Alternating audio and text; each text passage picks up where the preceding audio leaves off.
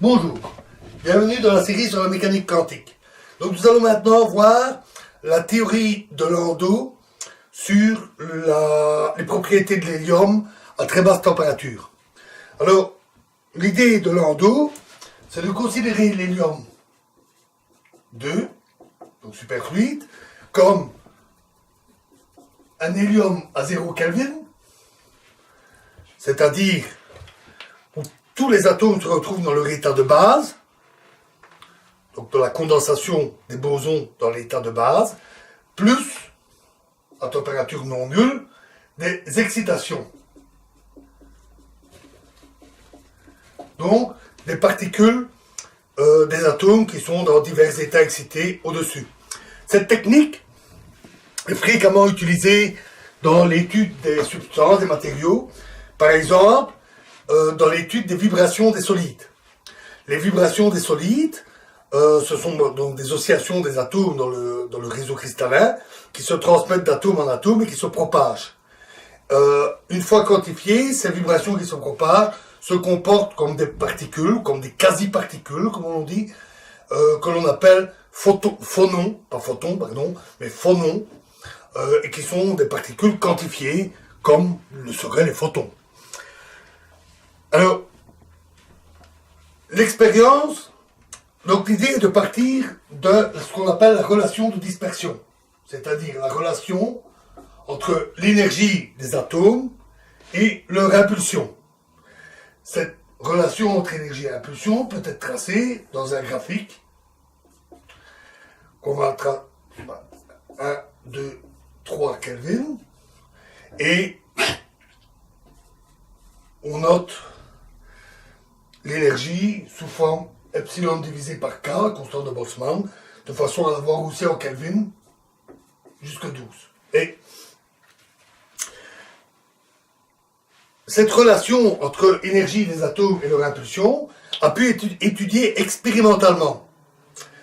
On utilise pour cela la diffusion des neutrons, ce qui apporte des informations sur l'état des atomes, leur impulsion et leur énergie. Et on trouve, en fonction de la température de l'hélium, qu'on a d'abord une relation linéaire entre l'énergie et l'impulsion, et à plus haute température, une relation en forme de parabole, qui colle fort bien aux points expérimentaux. On a donc deux modes différents, typiques d'excitation dans l'hélium. Alors, celle-ci suit une équation, epsilon égale C fois P, l'impulsion. C'est une relation linéaire. Et C est une constante qui vaut 2,38 mètres par seconde. C'est une vitesse, et c'est en fait la vitesse du son mesurée dans l'hélium. Donc, le son est transmis par les vibrations, comme dans un solide, et donc c'est tout à fait analogue au phonon des solides. C'est pour cela que l'on parle de la relation pour les phonons. La relation ici est plus compliquée, c'est une parabole qui prend la forme delta plus P moins P0 au carré divisé par le 2M0. Et delta vaut 8, delta sur K, delta divisé par K, vaut 8,65 Kelvin. P0 divisé par H bar vaut 1,91 angstrom moins 1. L'angstrom est une unité de distance très petite. Hein. Et M0 est 0,16 masse fois la masse de l'hélium. Donc les quasi-particules qui sont là se comportent comme des particules ayant une masse plus faible que la masse des atomes d'hélium. Cette phase est appelée phase des rotons. Alors, pourquoi ce nom? Parce que Landau a imaginé au départ qu'il s'agissait de tourbillons dans l'hélium et que ces tourbillons étaient quantifiés. D'où le nom de roton. Alors, cette explication a été abandonnée depuis, mais le nom de roton est resté. Alors, les excitations qui sont mesurées sont sans spin, ce sont par exemple de simples vibrations, et leur nombre est variable. Le nombre d'atomes qui sont excités sont en nombre variable, et donc le potentiel chimique est zéro.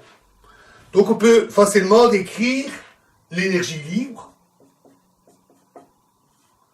comme l'énergie libre égale U0, l'énergie de l'hélium dans son état de base, à 0 Kelvin, plus une contribution sous une forme de l'équation intégrale qui dépend de epsilon P, l'équation habituelle que l'on a pour l'énergie libre. Alors, cette contribution-là, elle peut être ignorée. Pourquoi? D'abord, on peut toujours choisir le niveau d'énergie de manière à ce que U0 soit égal à 0. De plus, quand on calcule les grandeurs thermodynamiques, on calcule toujours les variations de l'énergie libre. Par exemple, la variation avec le volume donne la pression. La variation avec la température donne l'entropie.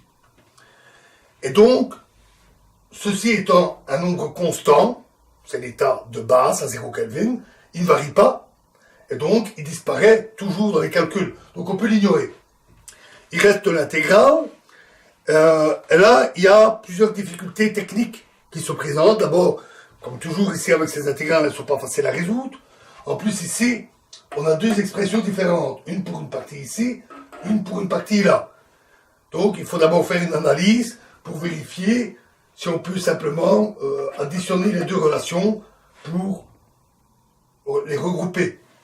Et une autre difficulté, c'est qu'on est amené dans les calculs à inverser cette relation, c'est-à-dire à exprimer l'impulsion, pardon, excusez-moi, oui, on est amené à exprimer l'impulsion en fonction de l'énergie. Or,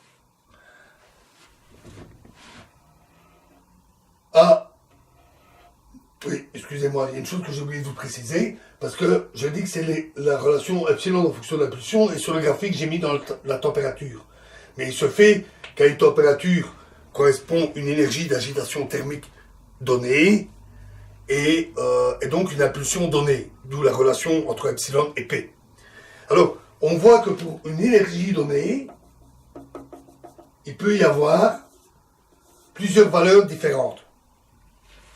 Ça complique les calculs. Donc, les calculs sont assez lourds, mais en définitive, on aboutit à une relation où l'énergie libre est égale à l'énergie libre des phonons plus l'énergie libre des protons. Pour les phonons, ça prend simplement la forme assez simple 4pi exposant 5 fois le volume, divisé par 45 h au cube c au cube, fois kT exposant 4. Et l'énergie libre pour les protons, elle a une forme un peu plus compliquée, que je ne vais pas vous décrire en détail, une relation un peu semblable à celle-là, mais un peu plus longue.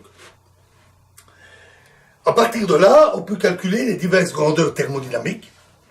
Par exemple, on peut calculer la capacité calorifique. Alors, par exemple, la capacité calorifique, en fonction de la température, entre 0 et 2 Kelvin, 1 Kelvin étant ici, 1 Kelvin n'est pas au milieu du graphique parce que j'ai une échelle logarithmique qui croît de x10, x10, x10, donc une échelle qui n'est pas linéaire. C'est souvent utilisé pour les graphiques. Et la capacité calorifique, qui est donnée en joules par Kelvin et par mole, c'est échelon d'environ 10-4 à 10. Et alors, si on trace ces relations, on obtient, pour les phonons, moi je ne suis pas doué pour le dessin, on obtient une simple droite dans un graphique logarithmique, et pour les protons,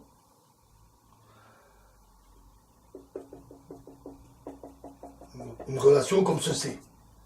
Si on fait la somme des deux, on obtient à peu près ceci.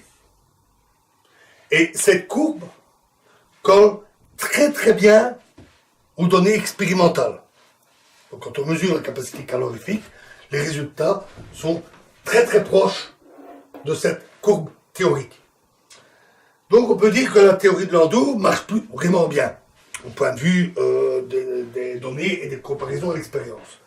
De plus, elle explique bien les propriétés de la superfluidité. Alors ça, on va y venir. Et par après, il y a eu des améliorations dans la théorie.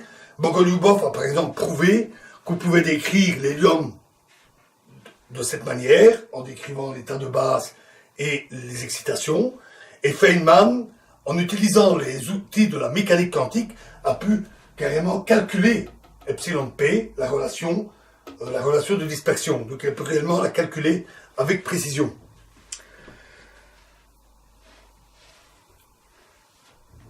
Donc, tout ça est plutôt bon. Alors, dans la prochaine vidéo, nous verrons comment la théorie de Landau permet d'expliquer les différentes propriétés du superfluide, y compris certaines choses que nous n'avons pas vues, par exemple, l'existence dite du deuxième son. Je vous remercie.